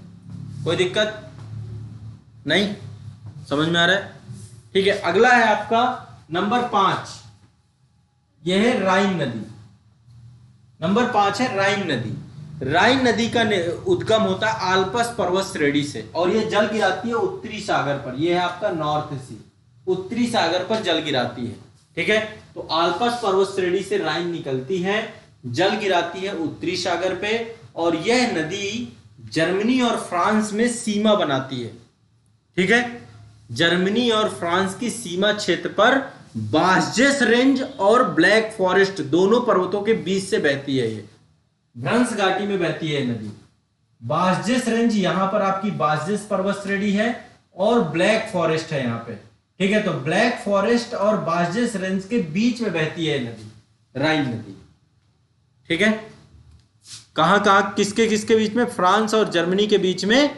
तो ये भ्रंश घाटी में बहने वाली विश्व की सबसे लंबी नदी है। भारत में भी भ्रंश घाटी में नर्मदा बहती है, सतपुड़ा और विंध्याचल श्रेणी के बीच में। ठीक है, भ्रंश घाटी मतलब जब जमीन फॉल्ट के कारण, भ्रंश के कारण से धंस जाती है, नीचे चली जाती है। ठीक है, तो नदी का तो भ्रंश घाटी में बहने वाली विश्व की सबसे लंबी नदी राइन नदी है, ध्यान रखना इस चीज का। ठीक है, इसी नदी की एक सहायक नदी है जिसका नाम है रूर नदी। इसी की एक सहायक नदी है रूर नदी। तो राइन और रूर नदी का जो बेसिन है ये कोयले का भंडार है, इसी के लिए विश्व युद्ध हुए।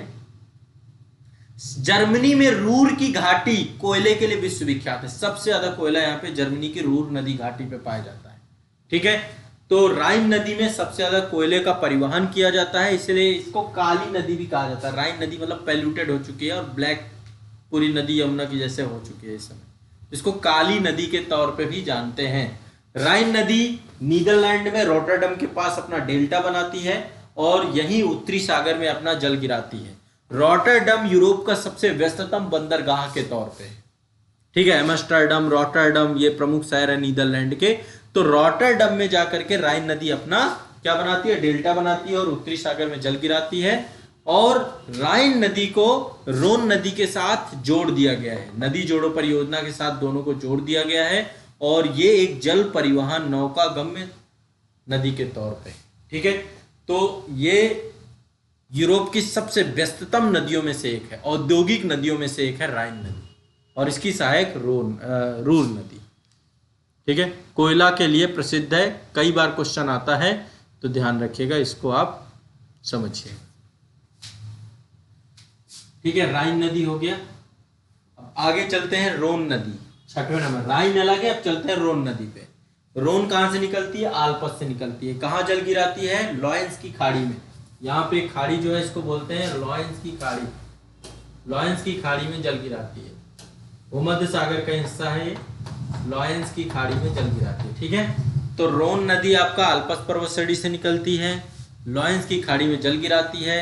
यह नदी मुख्य तौर पे फ्रांस में बहती है। इस नदी के किनारे से ल्योन्स नदी, ल्योन्स शहर जो है आपका स्थित है, जो रेशम के लिए विख्यात है। विश्व की रेशम राजधानी कहा जाता है ल्योन्स को।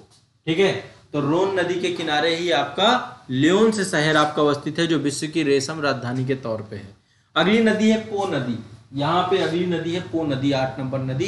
इस नदी का उद्गम भी आल्प्स पर्वत श्रेणी से होता है। ये 7 नंबर नदी, माफ करेगा, 7 नंबर नदी आपकी पो नदी मैंने बताया था।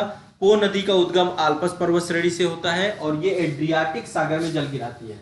देखो ये जो जलराशि है ना, इस जलराशि को एड्रियाटिक सागर कहते हैं। क्या बोलते हैं इसको? एड्रियाटिक सागर, इटली के जस्ट बगल में। तो एड्रियाटिक सागर में जल गिराती है कौन सी नदी? पो नदी। ठीक है, पो नदी के नदी बेसिन में चावल की खेती की जाती है और इटली की सबसे लंबी नदी यही है, पो नदी। इसको इटली की गंगा कहा जाता है। पो नदी को क्या बोलते हैं? इटली की गंगा। तो इटली की प्रमुख नदी है। आपको याद क्या रखना है, कौन सी नदी किस शहर में बह रही है, उसके किनारे कोई राजधानी तो अवस्थित नहीं, ये चीज मैं बता रहा हूँ। इटली का बेसिन जो है यहाँ पर प्रमुख है। यहाँ पे 2 मतलब पो नदी के किनारे बहुत सारे जो है शहर इटली के हैं, जैसे मिलान एक शहर है, ये वस्त्र उद्योग के लिए बहुत ज्यादा जो है आपका मिलान का नाम आता है। ट्यूरिन एक शहर है, ट्यूरिन आपका ऑटोमोबाइल सेक्टर के लिए। तो यहाँ पे इटली में जो औद्योगिक शहर है वो इसी में अवस्थित है, कोई दिक्कत? ठीक है।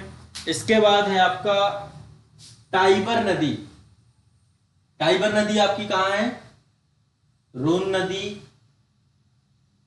ये है 8 नंबर, इटली में ही बहती है आपकी 8 नंबर, टाइबर नदी।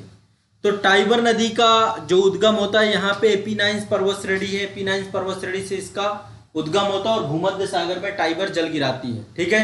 इस नदी के किनारे ही इटली की राजधानी रोम अवस्थित है और वेटिकन सिटी भी इसी नदी के किनारे अवस्थित है। आपका क्लियर है? तो टाइबर नदी किनारे इटली की राजधानी है। अगली और प्रमुख नदी है डेन्यूब नदी। ये बहुत इंपॉर्टेंट नदी है। ये नदी ब्लैक फॉरेस्ट पर्वत श्रेणी से निकलती है। कहां से निकलती है? ब्लैक फॉरेस्ट से।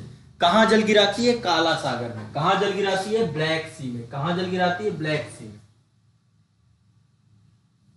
ठीक है। काला सागर में। यूरोप की दूसरी सबसे लंबी नदी है। यूरोप की सबसे लंबी नदी वोल्गा है, यूरोप की दूसरी सबसे लंबी नदी डेन्यूब है। ठीक है। और इस नदी का सबसे ज्यादा प्रयोग किया जाता है नौवहन के लिए, नौका गम्य नदी है ये। ठीक है। और एक नहर बना करके डेन्यूब नदी को राइन नदी से और रोन नदी से, दोनों से आपस में जोड़ दिया गया है। ठीक है। देखो ये तीनों नदियां आपस में जुड़ी हुई हैं, डेन्यूब राइन से जुड़ी है और राइन रोन से जुड़ी हुई है। तो एक नहर बना करके डेन्यूब को राइन रोन नदी तंत्र से जोड़ दिया गया है। यह नदी विश्व में सर्वाधिक देशों से गुजरने वाली नदी है। सबसे ज्यादा देशों से गुजरती है, 10 देशों से गुजरती है नदी। डेन्यूब नदी विश्व के 10 देशों से गुजरती है। यह विश्व के सबसे ज्यादा देशों से गुजरने वाली नदी है। इस नदी के किनारे 4 देशों की राजधानी पड़ती है। 4 देशों की राजधानी डेन्यूब नदी के किनारे। कौन कौन सी? वियना की राजधानी ऑस्ट्रिया डेन्यूब नदी के किनारे, माफ करेगा, ऑस्ट्रिया की राजधानी वियना है। ऑस्ट्रिया की राजधानी वियना जो है आपके डेन्यूब नदी के किनारे है। स्लोवाकिया की राजधानी ब्रातिस्लावा, ये भी आपके डेन्यूब नदी के किनारे है। स्लोवाकिया की राजधानी ब्रातिस्लावा भी आपकी किसके किनारे है? डेन्यूब नदी के किनारे। हंगरी की राजधानी बुडापेस्ट है, वो भी आपकी किसके किनारे है? डेन्यूब नदी के किनारे। और सर्बिया की राजधानी बेलग्रेड है, वो भी आपकी डेन्यूब नदी के किनारे। याद कर लीजिए, पहला वियना ऑस्ट्रिया की राजधानी, ब्रातिस्लावा स्लोवाकिया की राजधानी, हंगरी की राजधानी बुडापेस्ट और सर्बिया की राजधानी बेलग्रेड। इन सब से ये नदी जो है होकर के आपका 4 देशों की राजधानी और 10 देशों से होकर गुजरती है डेन्यूब नदी। विश्व की यूरोप की दूसरी सबसे लंबी नदी। कोई दिक्कत? ठीक है। अगला चलते हैं, 10 नंबर है आपका एल्ब नदी। ये है आपकी एल्ब नदी, 10 नंबर नदी। तो एल्ब नदी में चेक गणराज्य, चेक रिपब्लिक की राजधानी प्राग इसके किनारे अवस्थित है, एल्ब नदी के किनारे। ठीक है। चेक रिपब्लिक की राजधानी प्राग जो है इसके किनारे अवस्थित है, एल्ब के किनारे। ठीक है। इसके बाद आपका एल्ब के बाद अगला है आपका स्प्री नदी। स्प्री आपकी जर्मनी की राजधानी बर्लिन पे अवस्थित है। जो जर्मनी की राजधानी बर्लिन, माफ करेगा, जो जर्मनी की राजधानी बर्लिन है वो आपकी स्प्री नदी के किनारे अवस्थित है। ठीक है। इसके बाद वितुस्तला, अगली नदी है वितुस्तला। वितुस्तला नदी पोलैंड की राजधानी वारसा जो है इसी नदी के किनारे है। तो एल्ब नदी में चेक गणराज्य, चेक रिपब्लिक की राजधानी प्राग इसके किनारे अवस्थित है, एल्ब में। स्प्री में जर्मनी की राजधानी बर्लिन अवस्थित है और वितुस्तला में आपकी पोलैंड की राजधानी वारसा आपकी इसके नीचे अवस्थित है।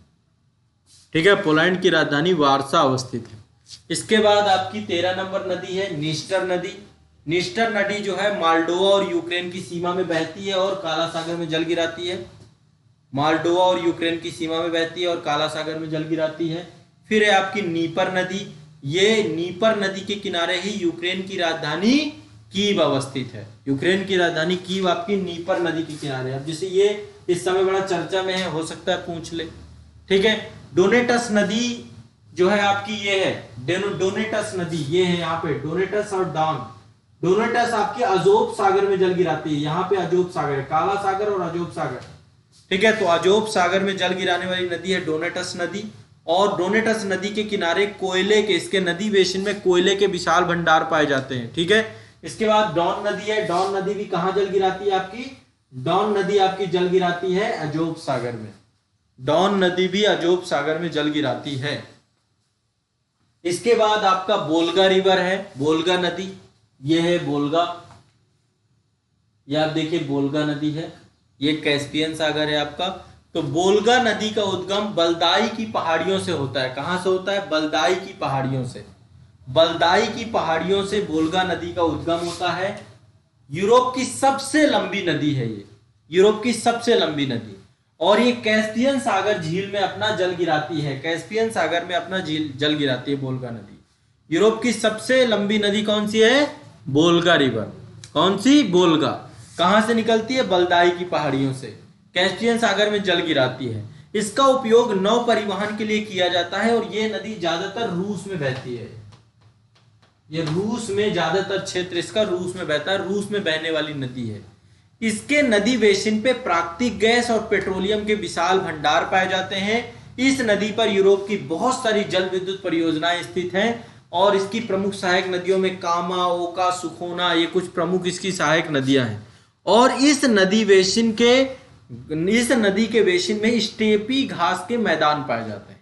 ठीक है, बोल्गा नदी के बेसिन में ही स्टेपीज घास के मैदान पाए जाते हैं। तो यूरोप में घास के मैदान पाए जाते हैं, आप सबको पता है।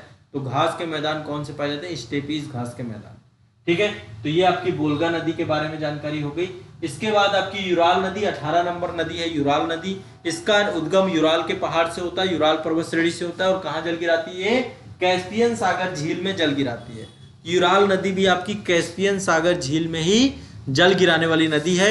और यूराल नदी आपकी रूस और कजाकिस्तान की बॉर्डर में बहती है। ठीक है, रूस और कजाकिस्तान के बॉर्डर से बहती है। यह नदी कजाकिस्तान में पंछी के पंजे के आकार का डेल्टा बनाती है। यूराल नदी भी पंजाकार डेल्टा बनाती है, पंछी के पंजाकार डेल्टा। ठीक है, पंछी के पंजे के आकार का डेल्टा बनाती है। यूराल नदी के बेसिन में भी पेट्रोलियम के भंडार पाए जाते हैं। यह नदी यूरोप और एशिया के बीच में सीमा का निर्माण करती है। मैंने बताया था यूराल नदी के बारे में। और इस नदी बेसिन में भी स्टेपीज घास के मैदान पाए जाते हैं। तो बोल्गा, यूराल, यहाँ पे स्टेपीज घास के मैदान जो पाए जाते हैं इसी पे पाए जाते हैं। ठीक है, अंतिम नदी 19 नंबर नदी है टेम्स। टेम्स के किनारे ही लंदन अवस्थित है आपका। ब्रिटेन की राजधानी लंदन इसी के किनारे अवस्थित है, लंदन शहर अवस्थित है टेम्स नदी के किनारे। तो ये टोटल आपकी 19 नदियां थीं, यूरोप की नदियां। अब आप यदि मानचित्रावली उठाओगे और देखोगे तो आपको ये सारी नदियां आपको बहुत आसानी से मिल जाएंगी मानचित्र में। मैंने आपको बताया भी, दिखा भी दिया। पहली नदी आपकी टेगस नदी थी, फिर आपकी एब्रो नदी थी, फिर आप लोआर नदी थी, फिर आपकी सीन नदी थी, फिर आपकी राइन नदी थी, फिर आपकी रोन नदी है, फिर पो नदी है, फिर टाइबर नदी है, फिर डैन्यूब नदी है, एल्ब नदी है, स्प्री नदी है, वितुस्तला नदी है, फिर आपका निस्तर नदी है, नीपर नदी है, डोनेटस नदी है, और डॉन नदी, और बोल्गा, यूराल और टेम्स। ये आपकी 19 प्रमुख नदियां थीं। ठीक है, एक बार मानचित्र में देख लेना प्रमुख नदियां, और हर नदियों के बारे में मैंने आपको बताया है। 1 से 2 बार ये वाला सेशन देखोगे तो आपको सारी चीजें समझ में आ जाएंगी। ठीक है, अब हम चलते हैं एक बार जो है यूरोप के मैदानों के बारे में। यहाँ पर जो मैदानी क्षेत्र है, 2 आपको पर्वत और नदियाँ, 2 जो सबसे प्रमुख विषय वस्तु थी वो आपको यहाँ पे पता चल गई। अब यूरोप के घास के मैदानों को स्टेपीज कहते हैं। क्या बोलते हैं? इसके घास के मैदानों को। देखो ये मैं बार बार रटवा रहा हूं, यहां से पक्का 1 नंबर का क्वेश्चन आता है। उत्तरी अमेरिका के घास के मैदानों को क्या बोलते हैं? प्रेरी घास के मैदान। क्या बोलते हैं? प्रेरी घास के मैदान। यहाँ पे आपका ये मैंने आपको बताया था, सेल्वास तो आपके वर्षावन है। ठीक है, लानोस आपके वेनेजुएला में पड़ते हैं, ये भी आपके घास के मैदान है। और कंपास आपके ये घास के मैदान है। पंपास आपके अर्जेंटीना में पड़ते हैं। फिर आपका यहाँ पे सवाना और बेल्ट हमने पढ़ा था। कहाँ पे? सवाना और बेल्ट। ठीक है, बेल्ट आपका दक्षिणी अमेरिका में, सवाना आपका जो है विषुवत रेखा के आसपास वाला क्षेत्र जितना भी है। स्टेपीज यूरोप में पड़ते हैं। और हंगरी में घास के मैदानों को पुस्टाज कहते हैं। ठीक है, हंगरी में घास के मैदानों को पुस्टाज कहते हैं। तो पुस्टाज आपके हंगरी में पाए जाते हैं। ठीक है, तो यूरोप में भी मैदान बहुत सारे, मैंने आपको कहा मानचित्र, भौतिक मानचित्र इसमें मैदान आपको मिलेगा, ये है, ये आप देख रहे हैं नॉर्थ यूरोपियन प्लेन है आपका, ठीक है, उत्तरी मैदानी प्रदेश, ठीक है। तो यहाँ पे जो प्रमुख मैदानी क्षेत्र है वो आपका नॉर्थ प्लेन रीजन, इसके ऊपर जो है आपका हाईलैंड एरिया, अपलैंड एरिया है, ठीक है, हाईलैंड एरिया है, पठारी क्षेत्र है, और नीचे भी आपका हाईलैंड एरिया है।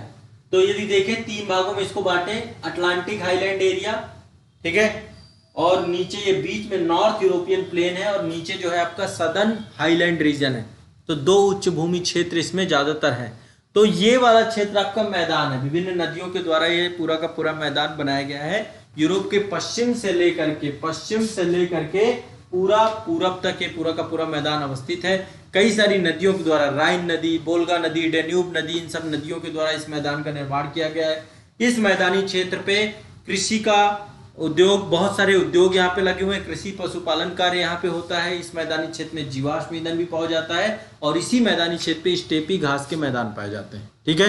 तो स्टेपी घास के मैदान कैसे घास के मैदान है? शीतोष्ण कटिबंधीय घास के मैदान, क्योंकि यहाँ पे क्या है, टेम्परेचर ये आपका शीतोष्ण कटिबंध में अवस्थित है, ठीक है। कैसा मैदान है ये? स्टेपीज के मैदान आपके शीतोष्ण कटिबंधीय घास के मैदान है।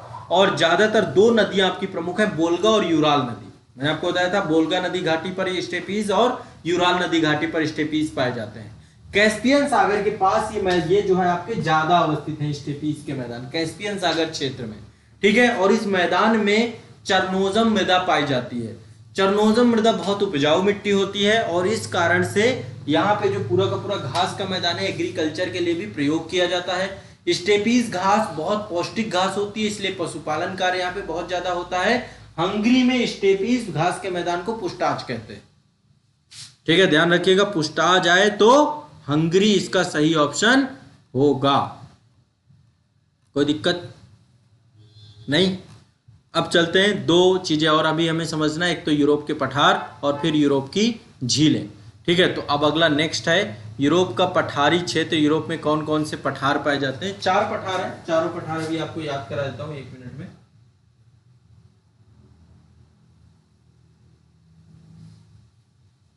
समझ में आ रहा है कुछ?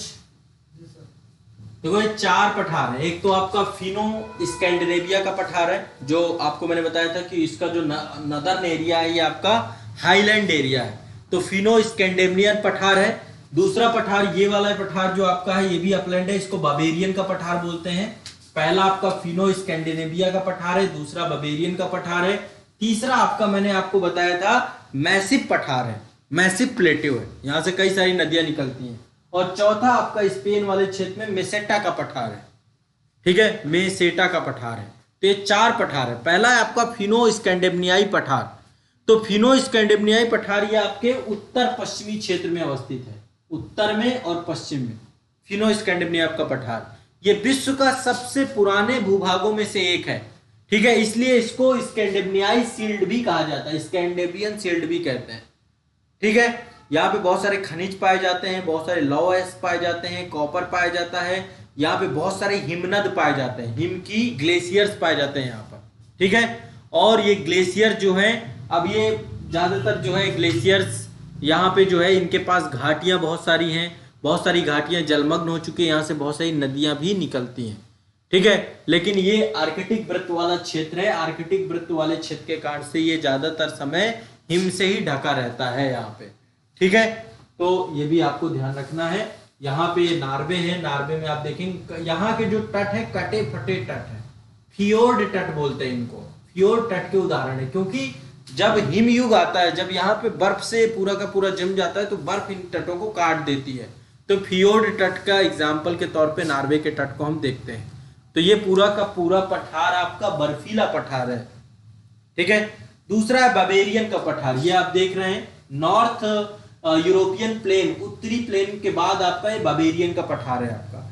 ये पठार जर्मनी में अवस्थित है, और जर्मनी में एक ज्वालामुखी पठार है। ये कैसा पठार है? ज्वालामुखी पठार। इसमें बहुत सारे ज्वालामुखी अवस्थित हैं बावेरियन के पठार में, ठीक है। यहाँ पे ज्वालामुखी पठार है, खनिज संपन्न पठार है, और इसमें ही यहीं से आपका इसके उत्तरी भाग में यहीं के पास ही आपका जो है ब्लैक फॉरेस्ट है, ब्लैक फॉरेस्ट से ही आपका डेन्यूब नदी निकलती है और इसी के पास एक झील है जिसका नाम है कैंटलॉस झील। अभी कॉन्टास झील, माफ करेगा, कॉन्टास झील। अभी कॉन्टास झील में बताऊंगा आपको, कॉन्टास झील यहीं पे अवस्थित है। झीलों के बारे में देखेंगे तो पहला फिनो स्कैंडेनेविया का पठार है, दूसरा बावेरिया का पठार है, तीसरा मैसिव पठार है। मैसिव पठार ये फ्रांस में अवस्थित है, फ्रांस के दक्षिणी क्षेत्र में। ठीक है, कहाँ अवस्थित है ये? फ्रांस के दक्षिणी क्षेत्र में अवस्थित है मैसिव का पठार।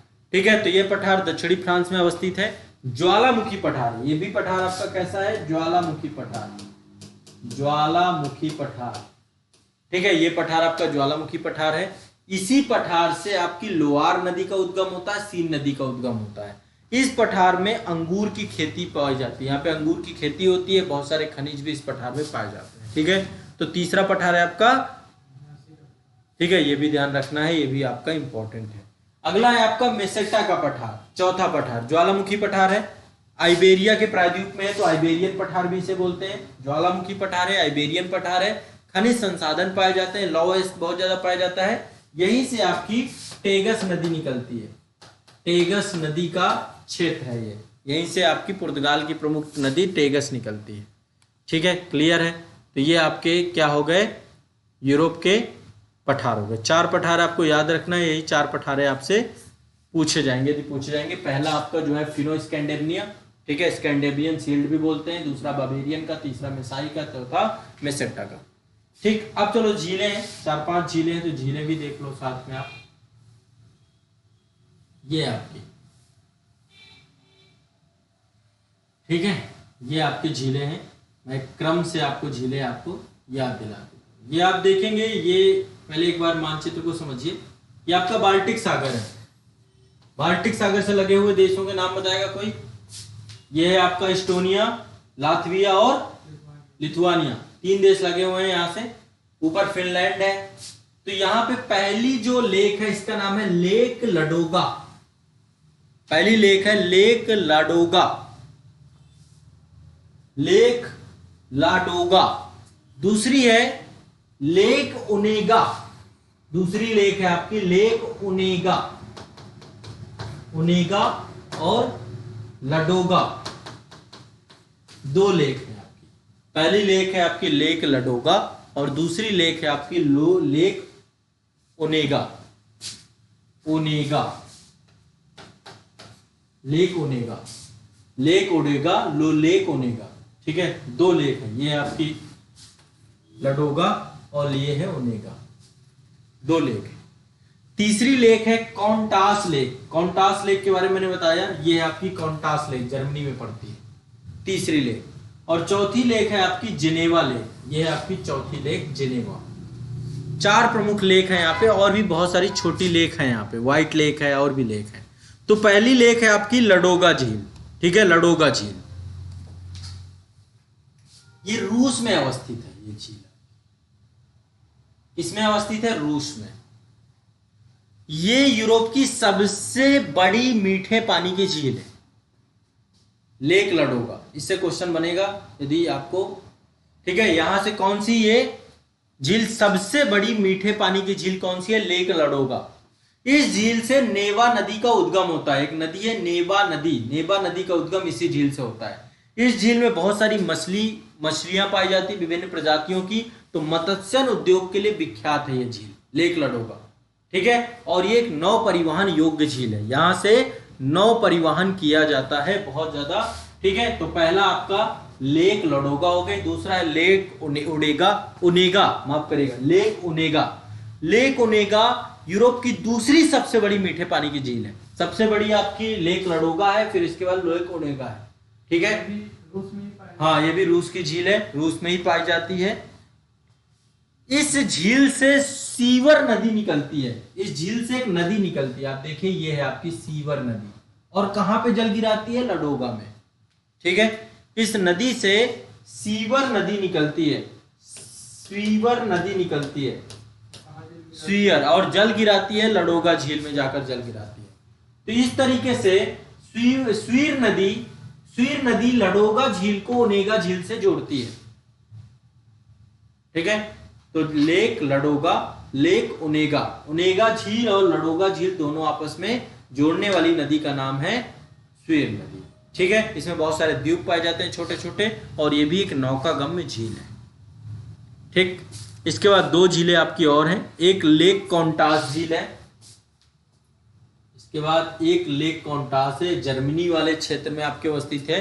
जर्मनी, स्विट्जरलैंड और ऑस्ट्रिया की सीमा पर है आपकी ये, जर्मनी, स्विट्जरलैंड और ऑस्ट्रिया, इन तीनों की सीमा पर अवस्थित है आपकी ये झील। ठीक है, तीनों की सीमा पर अवस्थित है, इसका नाम है कॉन्टास झील, कॉन्टास झील। ठीक है, इस झील का निर्माण राइन नदी के द्वारा किया जाता है, राइन नदी के द्वारा इस झील का निर्माण किया जाता है। मीठे पानी की झील है और यह झील जर्मनी में मीठे पानी का सबसे प्रमुख स्रोत के तौर पे है। इसके बाद अगली झील है आपकी जिनेवा झील, यह है आपकी जिनेवा झील। जिनेवा झील आपकी फ्रांस और स्विट्जरलैंड की सीमा पर अवस्थित है। यह आपका फ्रांस है और इधर आपका स्विट्जरलैंड है, यह है आपका स्विट्जरलैंड। फ्रांस और स्विट्जरलैंड की सीमा पर अवस्थित है जिनेवा झील। ठीक है, इस झील का निर्माण रोन नदी के द्वारा किया जाता है, यह भी एक मीठे पानी की झील है। ठीक है, और इस नदी के किनारे स्विट्जरलैंड का प्रमुख शहर जिनेवा अवस्थित है। जिनेवा आपका इसी नदी के किनारे अवस्थित है। ठीक है, स्विट्जरलैंड का प्रमुख शहर जिनेवा इसी झील के किनारे अवस्थित है, इसी के किनारे, इसी झील के किनारे अवस्थित है। ठीक है, तो ये आपकी चार प्रमुख झीलें हो गई। पहली झील हो गई लडोगा झील, ओनेगा झील, कैंटलॉस झील और कॉन्टास झील और जिनेवा झील, ये चार प्रमुख झीलें यहाँ पर पाई जाती हैं। ठीक है, कुछ दिमाग में जा रहा है कि अभी बंद हो गया दिमाग? जा रहा है? भरोसा करो चला गया, आप ही के दिमाग में गया, किसी और के दिमाग में थोड़ा ना जाएगा। ठीक है, चीज़ें हैं तो पढ़नी पड़ेंगी, इसको लेकर के आपको सोचना नहीं है कुछ भी। ठीक है, इसलिए दिल में नहीं लेना इस चीज़ को। देखो बड़ी बड़ी चीज़ें तो काफ़ी कर डाले आप, इतना कवर कर लिए। पहले तो आपने यूरोप को समझ लिया, इतने सारे देश आप लोगों ने जान लिए। कौन जान पाता इतने सारे देश? नहीं जान पाता, आपको पता चल गया। ठीक है, आपने फिर इसके बाद काला सागर के पूरे देश याद कर लिए, कैस्पियन सागर याद कर लिया, जोब सागर के बारे में आपको पता चल गया। ठीक है, इसके बाद आपने जो है पर्वत पूरे के पूरे देख लिए, नदियाँ पूरी की पूरी देख ली, पठार देख लिए, झील देख लिए, प्रेरी घास के मैदानों के बारे में जान लिया। अब बस दो तीन बातें और जान लेते हैं। ठीक है, यूरोप वाले भी नहीं जानते होंगे हमको लगता है। बहुत कुछ जान गए आप लोग, तक कौन जानेगा। हाँ, देखो यहाँ पे अभी चूंकि काला सागर, फिर लौट चलें क्या काला सागर में, ये है आपका। यहाँ पे देखो एक जल संधि है जिसका नाम है बास्पोरस जल संधि। बास्पोरस जल संधि, ये है आपकी बास्पोरस जल संधि। ये काला सागर को भूमध्य सागर से जोड़ती है। बास्पोरस जल संधि काला सागर को भूमध्य सागर से जोड़ती है। किससे जोड़ती है? काला सागर को भूमध्य सागर से जोड़ती है। इसके बाद और चलते हैं, जल संधियां दिखा रहा हूं मैं आपकी थोड़ा सा कुछ और। जल संधि दूसरी यहीं पे थी,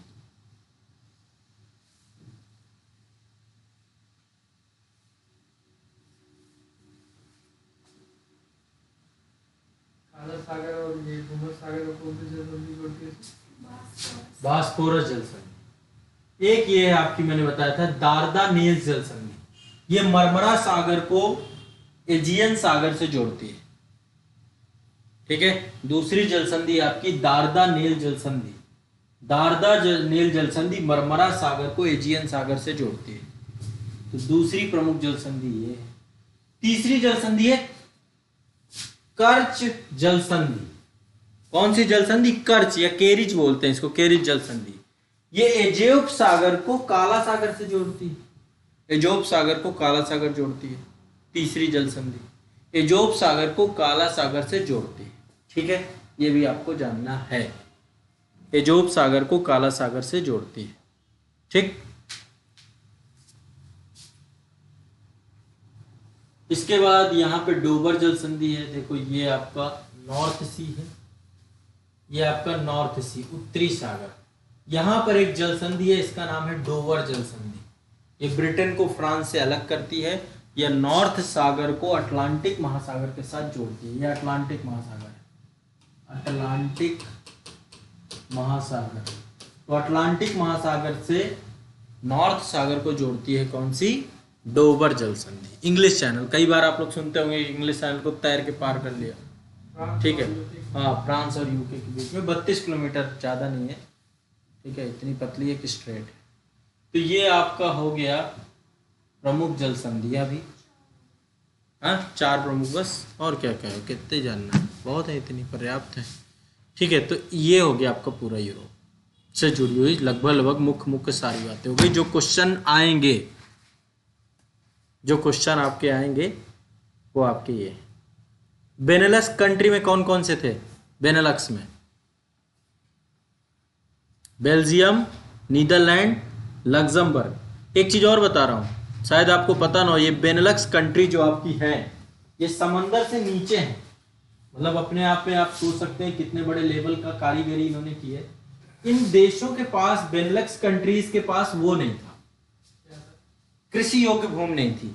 इन्होंने समंदर को पीछे ढकेल दिया और उस पर एग्रीकल्चर करने लग गए। पहले तो समुद्र स्तर से नीचे के देश है। नीचे के देश क्यों? क्योंकि इन्होंने समंदर के पानी को पीछे कर दिया और उसमें जो लैंड है उस लैंड पे ये, तो इसलिए इनको लो लैंड कंट्री भी कहा जाता है, बेनेलक्स कंट्री को।